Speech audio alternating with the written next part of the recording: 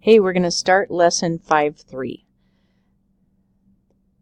The title is Solving, once again, by a different method. We have three methods now. We have graphing, we have substitution, and this one is called elimination. We are going to get rid of either the x or the y to solve for the other one. Now these are the steps. These are right out of your book. They are on page 343. If you're following along in your book, it's a good idea to get those written down and into your notes. So we're going to write our system first of all so that all the terms that are similar, meaning the x terms, those are like terms, the y terms, they are like terms. We're going, little hiccup there, we're going to line them up. Let's go ahead and start by looking at example 1.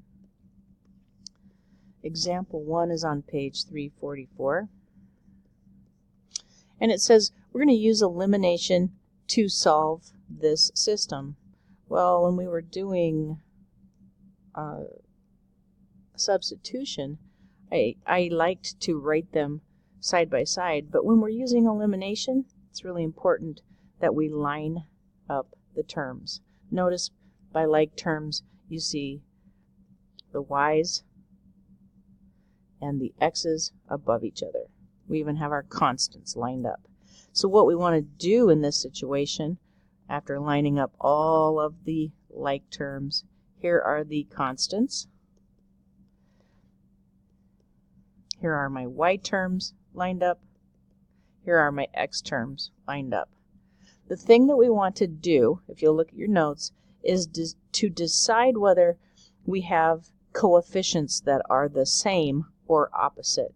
And you can see right here, the y coefficients are -2 and +2.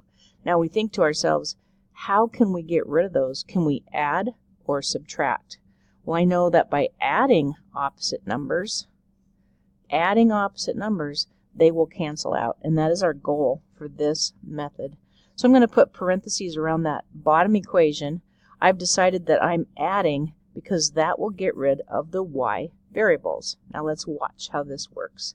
1x plus 5x, that gives us 6x. That's these guys. And -19 plus 1, that gives us -18. Notice I didn't write the y terms because -2y plus 2y is simply 0, and I don't need to record that in my simplified version. So I'm going to go ahead and divide by 6, and we can see that x is equal to -3. I'm going to plug that back into my original equation, and I'm going to take the first one. -3 minus 2 times y is equal to -19.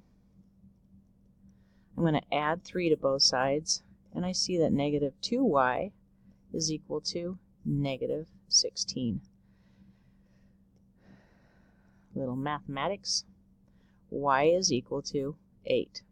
When x is equal to 3, y is equal to 8, and we've found once again the solution to our system. The point of intersection of these two lines is -3, 8. You guys can see if you take that, plug it back into both equations, it will make them true. Go ahead and check it out. 1a. Not 1a, just 1. Check it out. Number 1, that's on page 344. And come up and check your answer with me or Mrs. Reisky, or use the book. We're going to go ahead and head into example 2. Well, that one seemed fairly simple. We're going to see what happens as things get a little more complicated. We have to keep our math hats on here and make good choices. In this case, I see I've lined up my terms. That's step number 1. And I can see that my y terms have the same coefficient this time. They're not opposite. They're both +4. And I have to think to myself, how can I get rid of +4 and +4? That would be by subtraction. 4y minus 4y, that term's going to cancel out in the middle. So I always write my operation outside of parentheses at the beginning of the problem, right here, so I know that I'm doing that operation with all terms. So in this first one, it's 3 minus negative 2x. That would be 3 plus 2x. And in the last part, it is 18 minus 8 as well. And we can see that we get 10 on the other side of the equation. Solving for x, we divide both sides by 5, and x is equal to 2. We're going to sub that back into one of the originals. 3 times 2 plus 4 times y is equal to 18. We're going to subtract this 6 from both sides, and we can see 4y is equal to 12, and so y is equal to 3. Our point of intersection, once again, the ordered pair over 2, up 3, on the coordinate plane, is where these two lines will be intersecting. Please try the check it out problem number 2 at the top of page 345 and check your answer. Moving on to example 3, we have elimination, but we've got to multiply one or both of the equations to get the coefficients to match up. This is example 3a. We're going to write our system lining up the terms, and I can see that the x's have coefficients 2 and negative 1, so they don't match up, and the y's have 1 and 3. They're not matching up, and so we have a technique that we can use. We can multiply one or both of the equations by a number to get those numbers to match up. I'm going to look at the second equation, and I can see if I multiply everything by 2, I will have matching coefficients in my x terms. In order to be mathematically correct, I have to multiply both sides of the equation by 2. That new equation is going to look like this. 2 times negative x, 2 times 3y, and 2 times negative 12. We have rearranged, we have made the second equation to look a little different. It still represents the exact same function. Now what we're going to do is bring that top equation down that we did not manipulate. It still looks like this. 2x plus y equals 3. That's our original equation. And now we can see the coefficients of the x's match up. It's negative 2 and positive 2. In order to get those to cancel, we know we need to add. Negative 2 plus 2, that's 0x. That term cancels out. 6y plus 1y gives us 7y. Negative 24 plus 3 is negative 21. We're going to divide both sides by 7. And y is equal to negative 3. Substituting back into one of the originals, 2x plus y is equal to 3. We're going to replace our y value with negative 3. 2x minus 3 is equal to 3. Adding 3 to both sides, we see that 2x is equal to 6 and x is equal to 3. Our ordered pair is 3, negative 3. This is the solution to the system. It's the point of intersection of our original two lines. Let's move on to step B.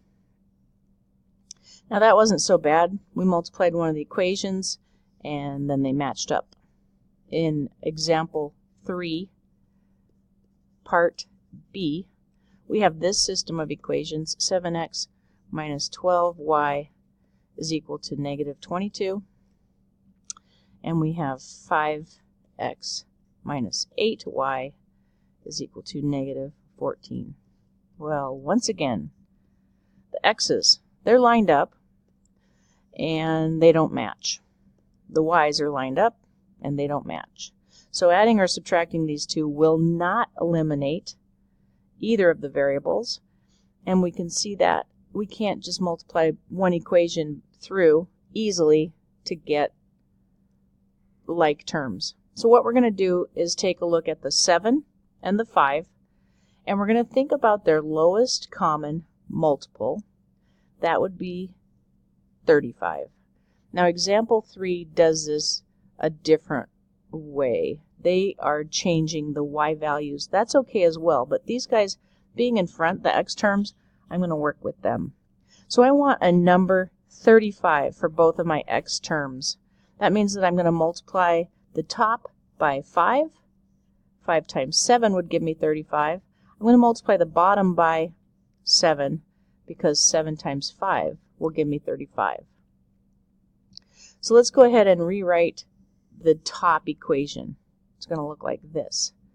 5 times 7x is 35x. 5 times negative 12 is negative 60y. 5 times negative 22 is negative 110. I'm going to do the same thing to the second equation. We're working with this one right here. 7 times 5x is 35x. 7 times negative 8y is negative 56y. And 7 times negative 14 is negative 98. Excuse me so much. Please, thank you. So you guys, we can see now that our x's line up, and they are the same sign. They are both positive, therefore we must subtract to get rid of them. 35 minus 35 is 0. The term cancels out. This is where we have to pay close attention. Negative 60y minus negative. So that's negative 60y, that's a 60, plus 56y. Because subtracting that negative turned it into addition. So we have a negative 4y, and negative 110 minus negative 98 gives us 12. Negative 12. Oh, good catch. So we're going to divide by negative 4, both sides, and we get y equals 3.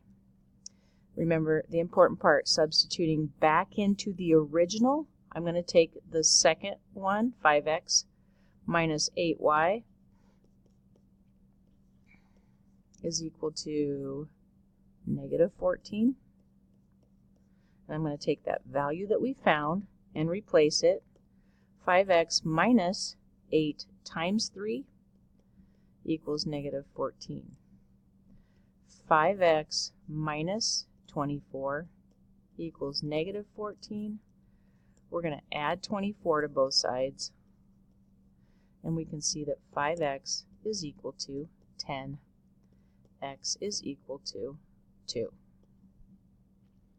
Dividing by 5 both sides. So our ordered pair, 2, 3, is the point at which the lines intersect. Keeping in mind, sometimes we have to fix both of the equations in order to get the coefficients to line up.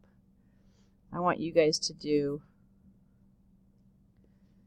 check it out, problem 3A and 3B. Take your time, make sure you're making good choices, line up your terms, multiply one or both equations to get the coefficients the same, and then decide if you're going to add or subtract. Find those two solutions and come up and check with me. Thanks. See you soon.